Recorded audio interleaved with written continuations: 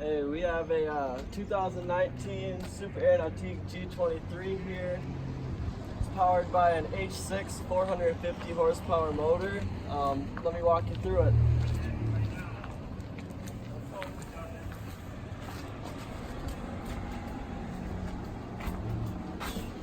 So, audio controls in the back here if we're just hanging out on the lake.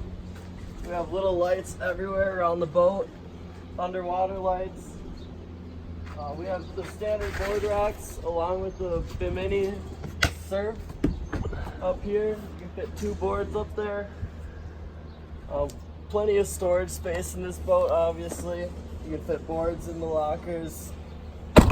All the 2,850 pounds of ballast is all subfloor, so no bags and lockers. It's equipped with the JL audio package with 8.8 JLs up here, 4 of them.